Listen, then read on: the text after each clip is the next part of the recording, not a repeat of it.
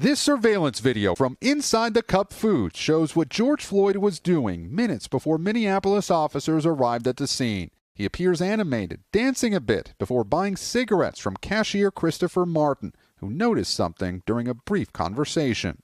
It would appear that he was high. Today, for the first time, we heard Martin's gripping account of when Floyd handed him a $20 bill. When I saw the bill, I noticed that it had a blue pigment to it, kind of how a $100 bill will have, and I found that odd, so I assumed that it was fake.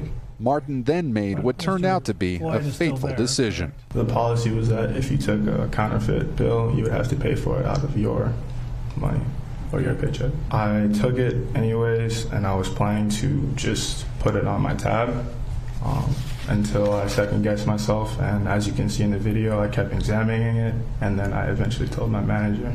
Martin says his manager asked him to go talk to Floyd, who'd gotten in his SUV outside. Martin told jurors he went out twice with co-workers, but Floyd would not come back inside the store. That's when Martin says his manager told another employee to call police. After officers arrived, Martin says he noticed the commotion. I saw people yelling and screaming. I saw Derek with his knee on George's neck on the ground. In this video from outside the store, Martin's seen with his hands on his head, clearly anxious, the weight of the world seemingly on his shoulders. What was going through your mind during that time period?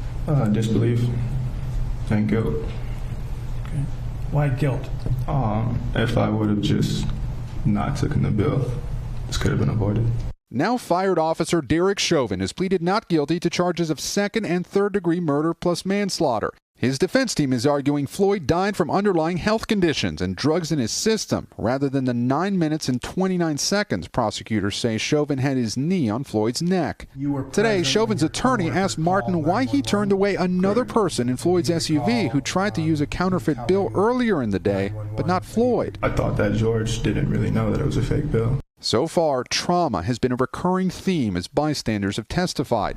Today, jurors also heard from Charles McMillan, the man heard on video telling Floyd to calm down as Floyd struggled with officers. I have had interaction with officers myself, and I understand once you get in the cup, you can't win. You're done.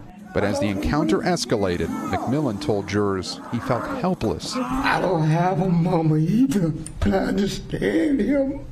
And today he sobbed as he watched the video in court. Oh my God. And late today, prosecutors for the first time played video from Derek Chauvin's body camera, which fell underneath a police squad car during the struggle. Lester? And Gabe, there was also some concern with a juror today. What can you tell us about that? Yes, Lester, one juror told the judge that she was having a stress-related reaction and was having trouble sleeping.